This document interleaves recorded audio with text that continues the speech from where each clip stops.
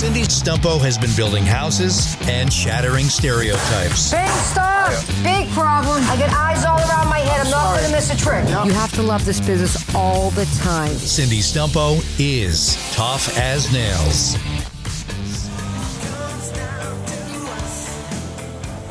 And welcome to Cindy Stumpo, Tough as Nails, on WBZ News Radio 1030.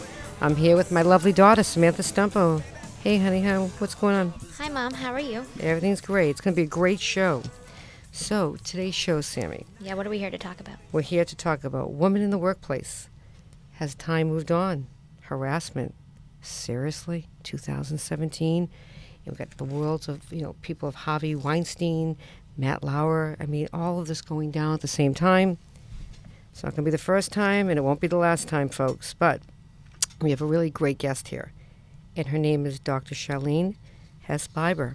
She's a professor of sociology at Boston College, co-director of Women and Gender Studies program, and a fabulous writer. And I'd like to welcome her. Hey, Charlene. Hi, thank you. Welcome. So, we're going to get into a little bit about my story, and then you'll help me. How's that? Sure. And then we can, just go from there. Mm-hmm. So as you know, I'm a builder. So I've been building for almost 30 years. And with that being said, I had a very difficult time. Mm-hmm. So before I get into my story, what is the meaning of harassment?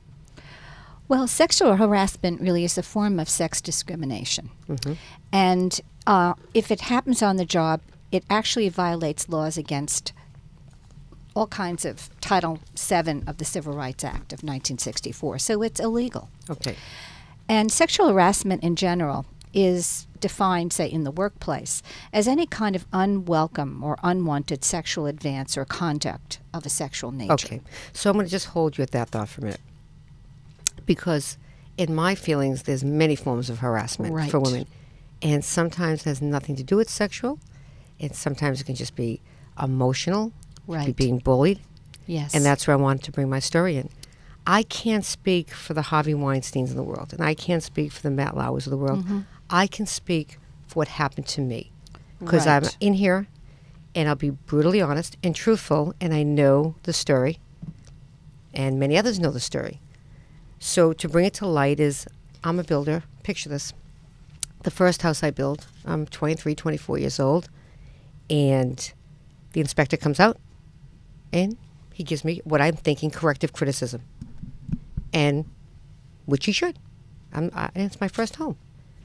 Then my second home, and my third home, and my fourth home, he's coming out and he's changing what he's saying. But, okay, sir, you told me on the last home to do it this way. Now you want me to do it that way. Just tell me which way. We have one state code book. Which way do you want me to do it? That's when I started to get the feeling that there's a problem here, and I don't know what the problem is with this gentleman. And he said he then said, "It's my way," and this look came on his face like, "No, it's not your way. It's the Mass State Code." And he came back at me and he said, "You'll either do things my way, or I will take you out," just like that. Like take me out. How? Like you're gonna take me out physically? So that's my relationship. How it started off with this Sure. gentleman. And from there, it just got worse and worse. And it was to a point that I would be sitting on job sites and waiting, because you have to call in for an inspection. Mm-hmm. So let's say you call in at between 7 and 8, and you line up your inspection from 8:30 to 12:30, or from 1 to 4. And he'd make me, and I'd sit there as a young girl waiting for him to show up. And I wouldn't drive away. If I had to go use the ladies' room, I didn't leave, because that would be the minute he'd pull up, and I wouldn't be there. And he wouldn't show up. And I'd call him. I waited for you for 4 hours. Yeah, I'll be there tomorrow. Call back in the morning. But no, you said you were going to come today. Why can't you come out today? Again, I'm a young girl. Again, call back in the morning. Okay, call back in the morning. We would do that same freak show again. Mm-hmm. And all of this went on. And I would need my COs. And anywhere possibly he could make my life miserable, he did it. He just literally harassed the whole time. Leaving me, sitting there, I can't even explain the facial features that he would make at me. Like I was a dummy. I was a schmuck. You don't belong out here. His face would say more than the words. And finally, I would probably say 3-4 years into my career, I just said, you know what? I don't like you. And I don't have to tolerate you anymore. And I want a different inspector. Well, that wasn't going to happen. So I went up to the city and I told them the whole story and how I was being harassed. And I'm not even getting into the full blown. I mean, this man had a mug in the name Cindy in every language. Like, why are you walking around inspectional service with a mug with the name Cindy in every in Italian, French, Spanish, you name it. Then, and I'm trying to remember the secret events. Oh, I'm sorry. Before I sat down with the mayor and the politicians of the city, one gentleman was really awesome. He came out to one of my job sites that worked in City Hall, and he said, I need you to read these emails that you can never say they came from me. And I never threw him under the bus. And there was these internal emails that he started sexually, how I looked, physically. Basically, in my world, we use the word bust her Aggies, whatever you want to use, torture her, make her life miserable. I don't like her. And this guy gave me these emails, and they were, again, just all internal. But that meant everybody internally was reading them. The plumbing inspector, the electrical inspector, the engineering, they could all read them. I took all these emails, and I was getting crushed out there. And I was hurting. I was a young girl. And the basic, what they said to me, the committee from the mayor down, was, we can open up this Pandora's box, but remember, you're a woman in a man's world, and you're a young woman, and you come out with your story, you're going to be put on the stand, and people are going to rip you apart. And there goes your business. They didn't care about my business. They didn't care about me. They didn't want the bad publicity in their city. And I walked out of that meeting with these politicians, with my ex-husband, now my ex-husband, with my husband, and I said, what do I do? He said, you just keep fighting the fight every day. And that's what we have to do. And I got your back out here, and you got your dad out here, you got me out here, and we just have to do what we have to do. But the point was, I was so frustrated because I knew he was just going out of his way and torturing me. And there was nothing I could do about it. And then fast forward, 20-something years later, I get separated. This man went from hating my guts, making my life, it took my brain places I couldn't even comprehend, to my phone rings on a Sunday. And he says, hey, want to come by my pool? Come by your pool. Now, I played nice the first time. I went, that's a very nice invitation, thank you, but, I'm busy, I've got children, blah, blah, blah. And the next weekend it happened again. And during that week, we had an inspection. He was really kind to me. I'm like, oh, God, I guess I had to get separated for this guy to be nice to me. Like, really? Okay, this might be good. I'll just, be separated, and he'll be nice to me. Imagine, that's how desperate I was, that my ex-husband came on a job site, just happened to be there when the inspector came out, and I'm like, no, go away, because if he sees you there, he's going to go back to being a jerk to me. And he did. So, Mom, I don't want to stop you, but we do have to go to a break. But this story has so much more meaning to it, and every time I hear it, it devastates me more and more. So I want everyone else to hear it. So can we come back? Can we continue this story when we come back to break? And we'll be back with Dr. Charlene Hess-Bieber to talk about women in the workplace. Has time moved on? Harassment? Seriously?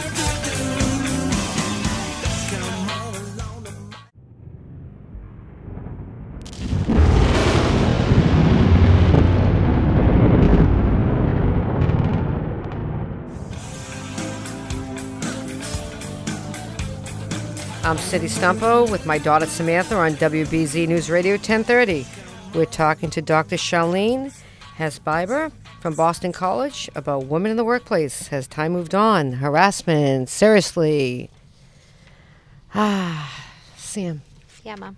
Where'd I leave off? You're talking about how finally this inspector was nice to you, and then Dad came back on site and he was mean, and then what happened? And then the following weekend, I got a phone call back to, hey, why don't you come to my pool? And that is when I completely lost it. I literally lost it, Charlene.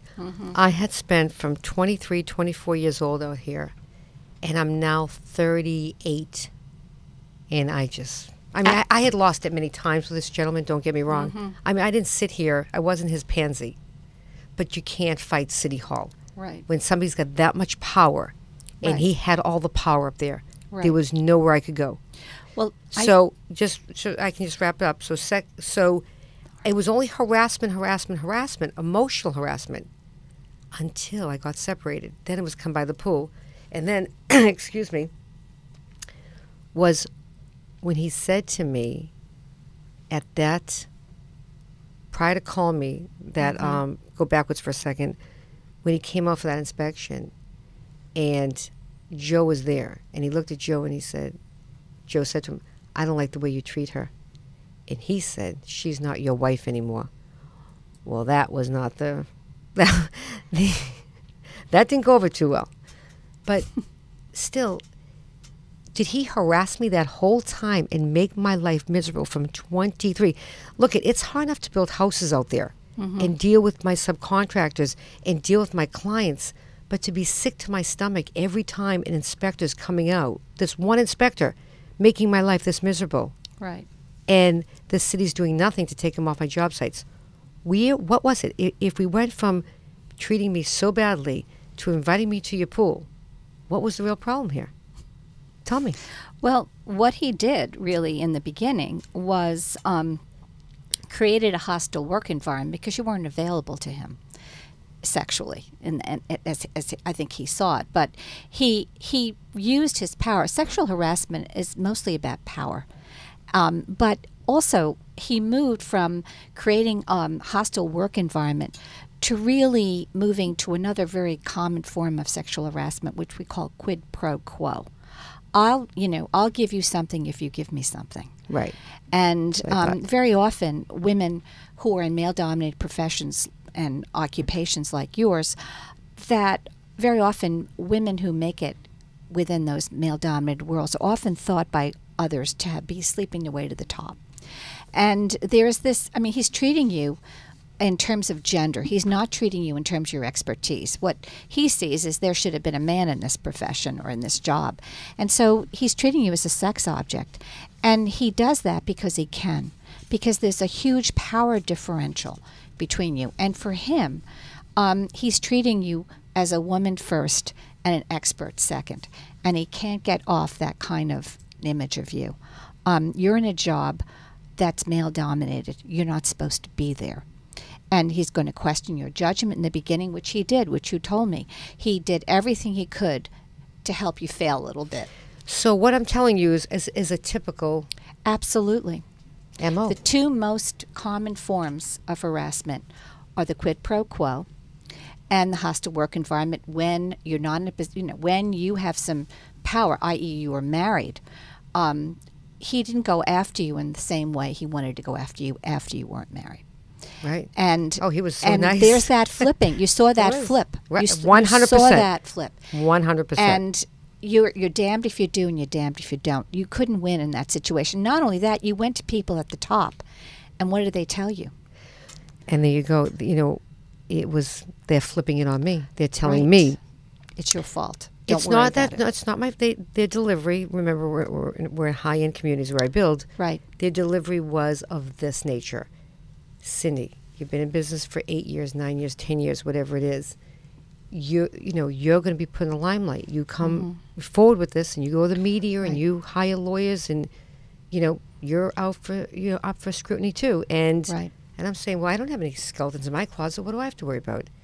And then one of the committee boards, said, well, you could have, he can tell his side of the story, which is going to be maybe different from your side of the story. Obviously it will be. Right. And he could say that you made sexual or made advances or, whatever Right.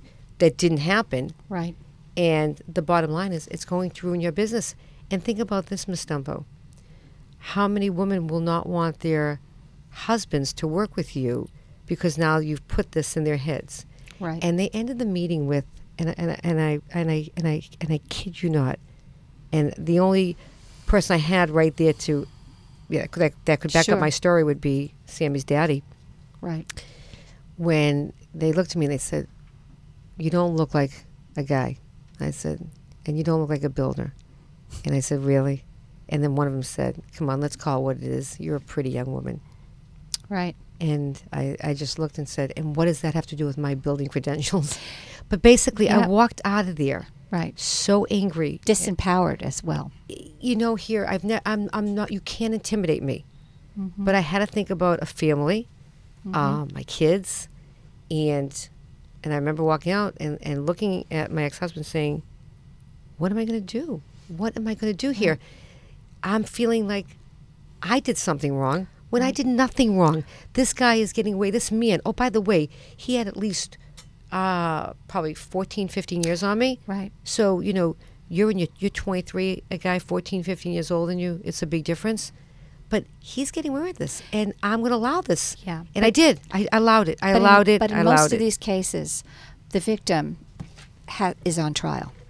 It's horrible. not the perpetrator, it's the victim. And not just that. I mean, it's interesting why people say, why is it that 70 to 90% of women don't report sexual harassment? It's because in 75% of the times there's tremendous retaliation. And you're not in a position where you can defend yourself. There's, it's he said, she said. It's not in a situation where you have hard evidence that he's done X, Y, and Z unless it's been collected systematically. So you're damned if you do and you're damned if you don't. And I did. And I was a smart enough girl to, we didn't have iPhones at the time where we taped things. Right. But I literally set up cameras on one of my job sites. Wow. Yeah, I did everything. I actually threw a VCR at him in his car, and I said, "If you don't stop making my life miserable, this is going to the news. Right. You make the call." He didn't care. He Right. was untouchable. Right. Bottom line. So, I've raised my daughter. My daughter's right here. And I'm going to ask her straight out, "Samantha, have you ever been in the workplace?" And she's around my construction sites. She's showing homes as a broker. A lot of brokers get Yes. rape showing homes. I mean, there's crazy stuff that go on in that whole world. We won't go there right now, but have you ever been sexually, emotionally, physically abused in your personal or professional life? And you're 30 years old now. I would say no, but there was a comment by one client, and I came to you and Dad, and you were there the next day. Okay, so basically what you're saying is you have this... I wasn't scared to come and tell you when something felt uncomfortable and wrong to me. And I think more young girls have to do that, Charlene. Yeah. They need their mom, their dad, whoever their support group is to say, "Hey, this is wrong." And the family's got to step in. Now, somebody, she's Cindy Stumpo's daughter. Good luck to anybody that's going to harass my daughter, okay? Because if they're still standing when I'm done with them, that's not going to happen. So she might be at, well, what about the guys? None of the guys on the job sites ever treat you any which way disrespectful. No, not at all. Well, So- they know that you have a direct link to the power within that company. And No, it's more so, like I have direct link to make sure they get so- paid. But if we're talking about My guys aren't like that. about women in the service industry, they're single mothers. They don't have much power. They need the job. They need to support their children. They're between a rock and a hard place. And I know the feeling. And they have nowhere to go. And you can imagine the level of disempowerment. We haven't even talked about the psychosocial impacts of, and you mentioned that's it, what I wanna Cindy, touch year on. after year after Year year, after year. In your early 20s until With- your late 30s. Charlene, That's a tremendous amount of time. with my stomach, when knowing that I had to go through that next inspection, right. my stomach turning, going, Took a toll. God. No, just let this one just go smooth. You have many inspections through a project. Right. You just want it to go. Just let me have a good day with this dude. Right. You know what I mean? Just let him come in. Maybe he'll be nice. Maybe he's having a good day. I don't know. It was terrible. Those are the words I can use. They were just awful, awful days. I don't ever want to go back there. You're listening to Tough as Nails on WBZ News Radio 1030. We'll be back after this short break. We all want to say, my son the doctor, my daughter the lawyer. Guess what? That's great and wonderful. But I got to be honest, when my parents say, my daughter the general contractor, Cindy Stumpo, It's really cool. Let your kids pick their own path. Be there to guide them. Be there to support them.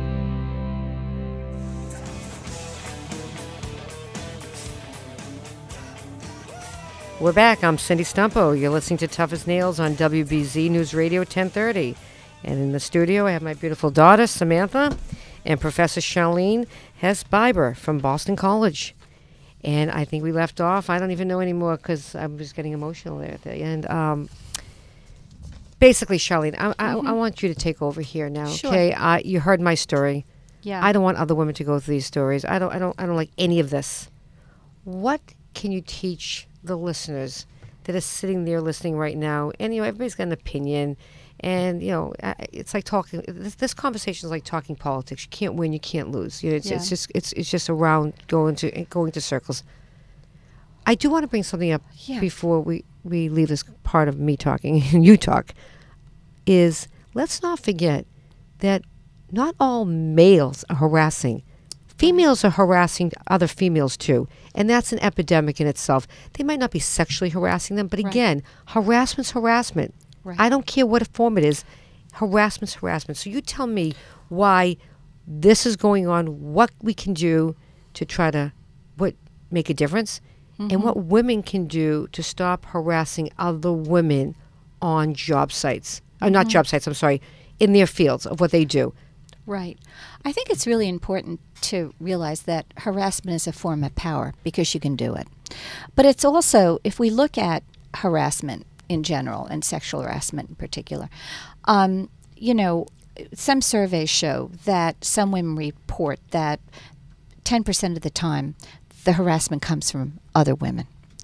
And men also report some of the time, 10% of the time, it comes from men. So women, and it's usually women in lower level positions. So hold on, you just said men harass men too? Yeah, there's male on male harassment as well.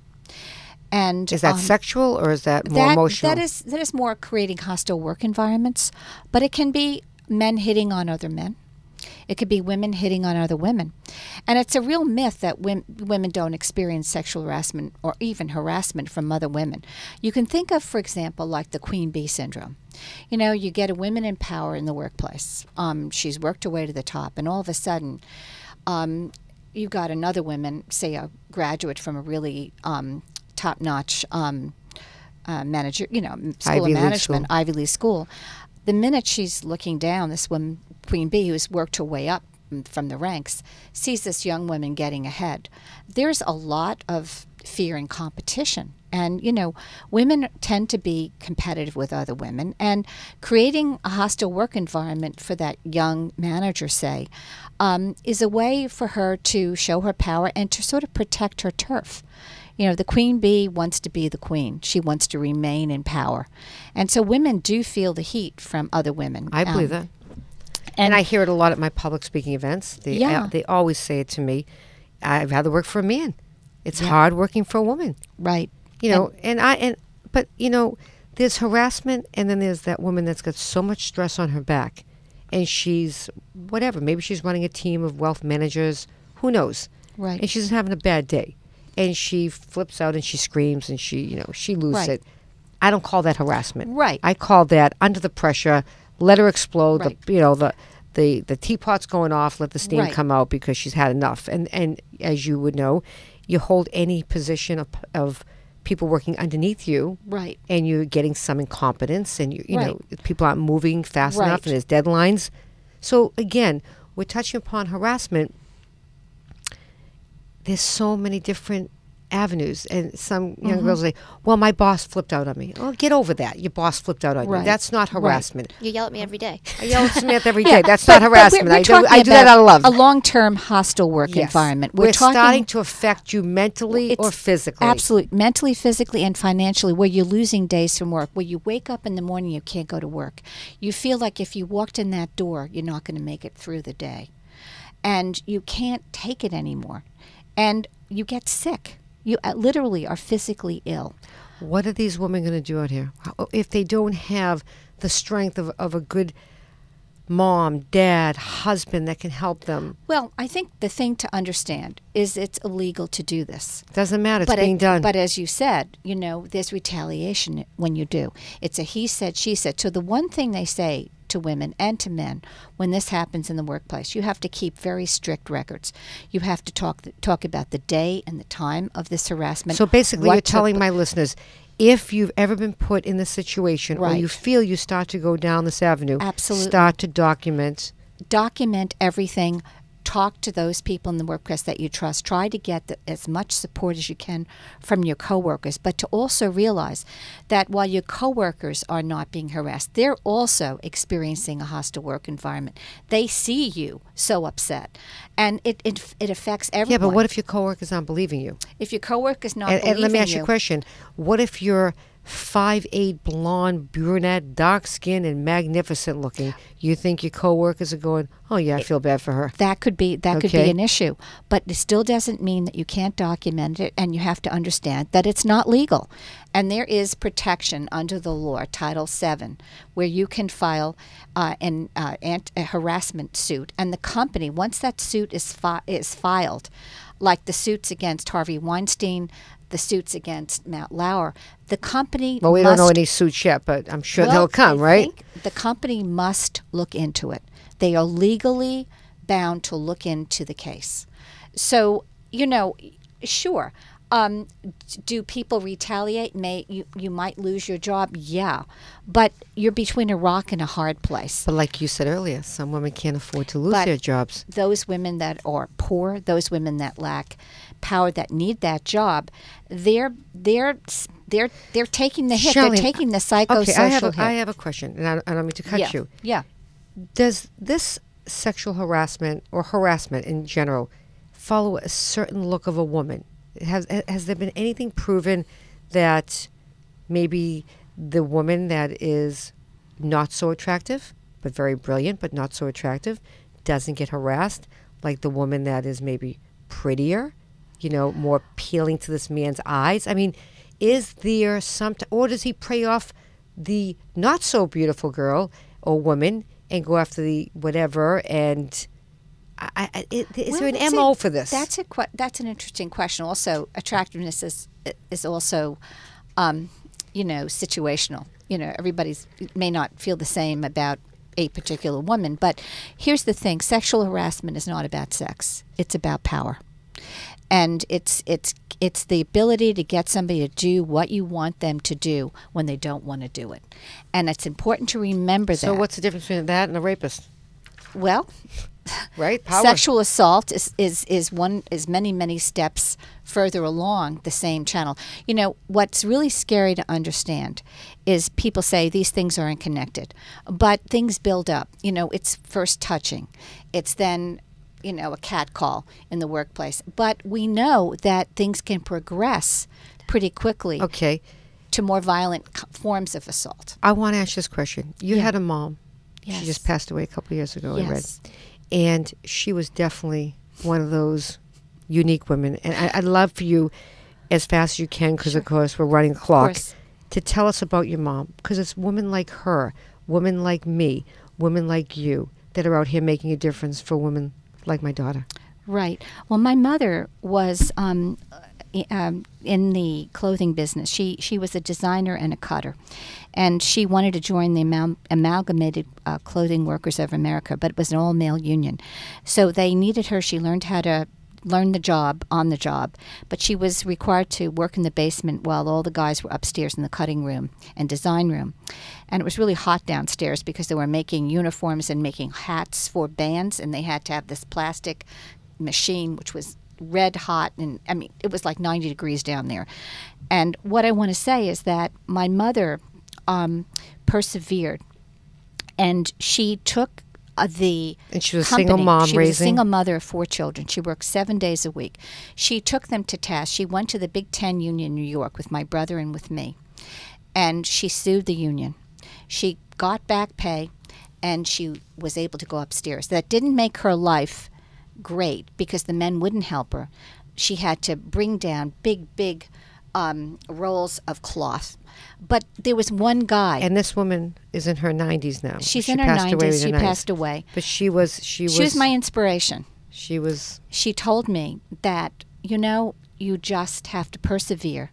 And even though she was in a difficult economic situation with the support of her family and friends, she managed to persevere. hold that thought. Up next, Samantha will be taking callers with Charlene. You're listening to Tough as Nails on WBZ Radio 1030.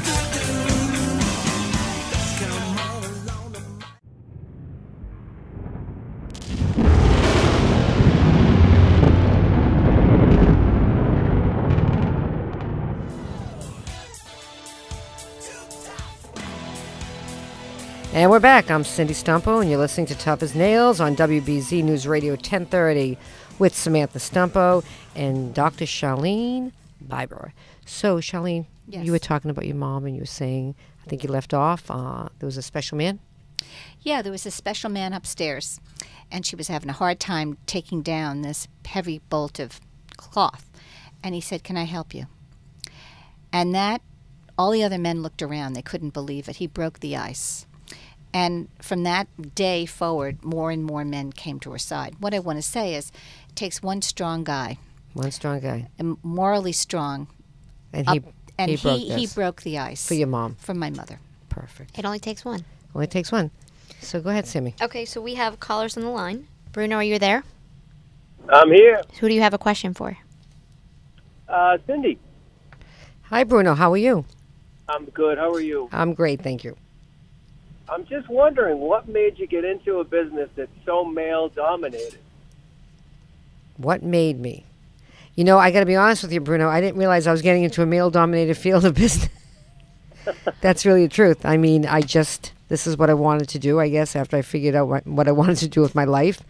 And I wasn't, hey, there's all men here. I really didn't go down that avenue. I don't think I even thought about it. Men don't intimidate me. Men don't intimidate me, Bruno.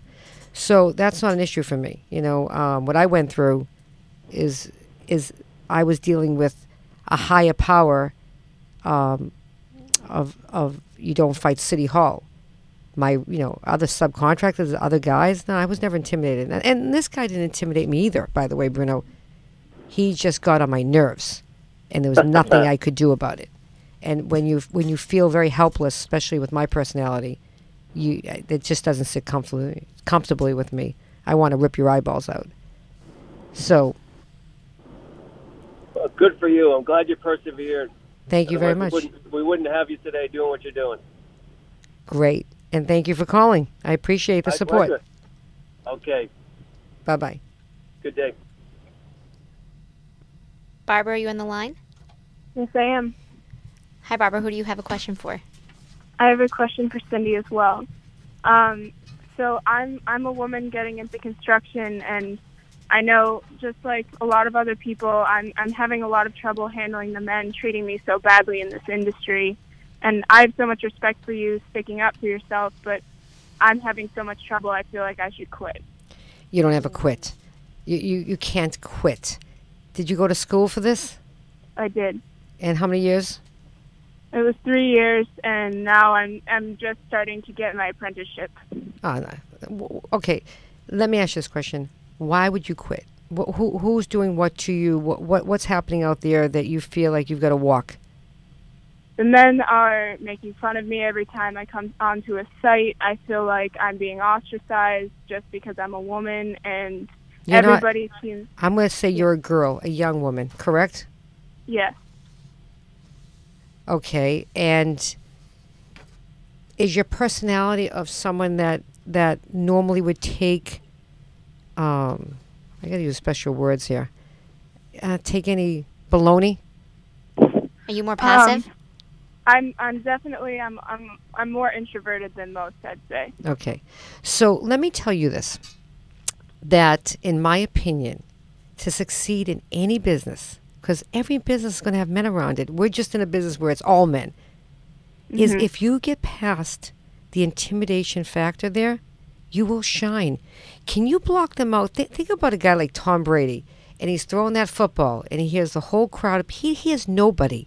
He's not paying attention. He's just taking that ball and he's throwing it. By the way, I don't know nothing about sports, so I don't know why that just came to my head. Tunnel vision. But I'm sure if you just walk on that job site and you pretend that they don't even exist, or just one time you get up and you defend yourself and say, look, what'd you just say to me? Say it again. You wear a tool belt? Mm-hmm. I'm going to take my screwdriver and it's going across the room here, okay? You have to literally pick yourself up, hon, and you got to say, even if it's not your personality, you got to find this inner strength, and you got to be this little bit of, grab some hostility in you because you're angry and you're upset. Mm-hmm. Take that anger, Yeah. take those feelings and just get into one person's face and say, you look at me like that again, you knock me, you say something one more time, I'm coming after you, and I'm coming after you hard. Make a That's fair presence enough. out there. Make yourself be heard. Do not quit. I could have quit so many times out there. Come on, you can't quit. You need to call me, get my phone number from my producer. We'll have a private conversation, okay, one-on-one. You're not going to quit. You're gonna. Okay. What you're going to do is you're going to grab that set of Cojones. I like that. I have to be very careful here on radio. And you're going to grab them, okay? Because you got them, hon. You got them. Because you know what? If you went to school for this, you might be introverted, and that's okay. But I'm going to bring you out of your shell. You're going to call me. We're going to have a conversation, okay? Not on Okay. air, off air, like I do with many other young girls in the construction business. But please, please, don't use the word I'm going to quit. Never use that word. Don't give in. Don't give in.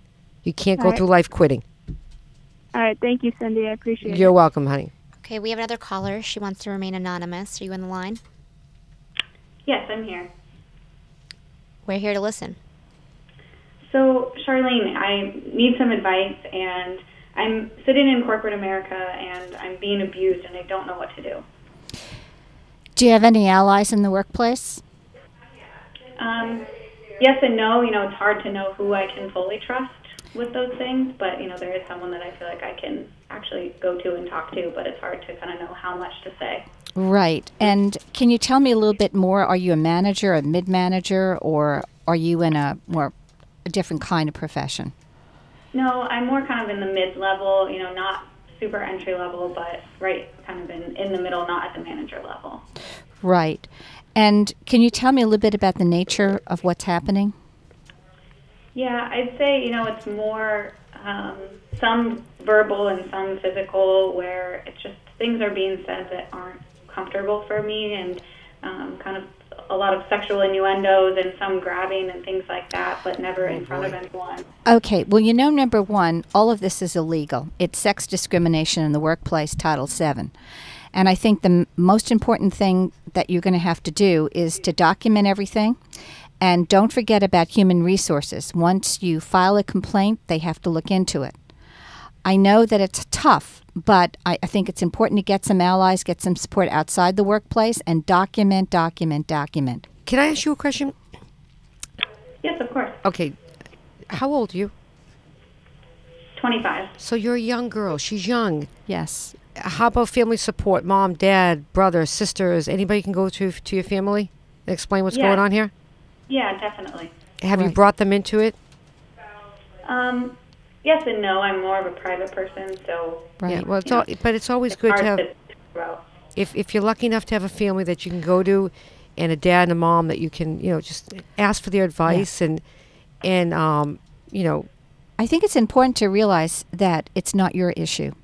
It's not your problem, that you should feel no stigma about this. You should feel that there's nothing that you've done to bring this on.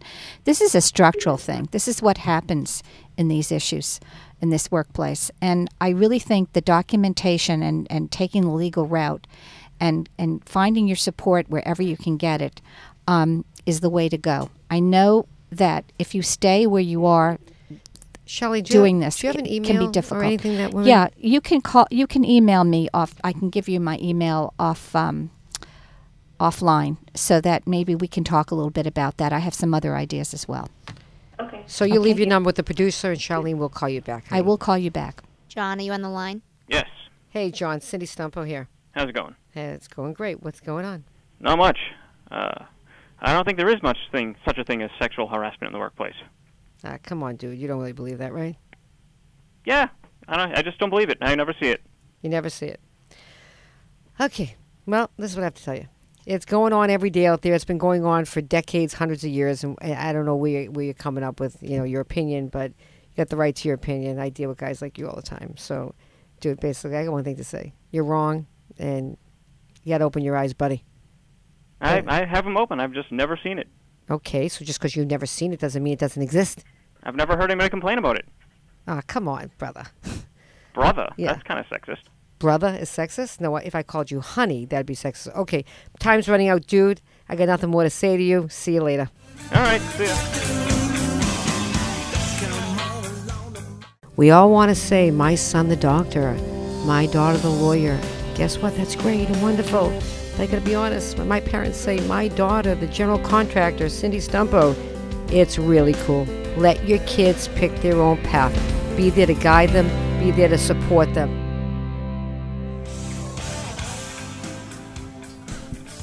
I'd like to thank the listeners, the callers. Samantha Stumpo, my co-host. Charlene, you're one amazing lady. Thank you. And I got to tell you, your mom must have been one amazing woman. And I'd like to dedicate this show tonight to your mom. Thank you. For making a difference out there for us women behind her. Charlene, one fast piece of advice for anybody feeling this type of pain in the workplace. Number one, you're not alone. It's not your fault. Employers can be legally responsible for sexual harassment against their employees and liable to them for damages.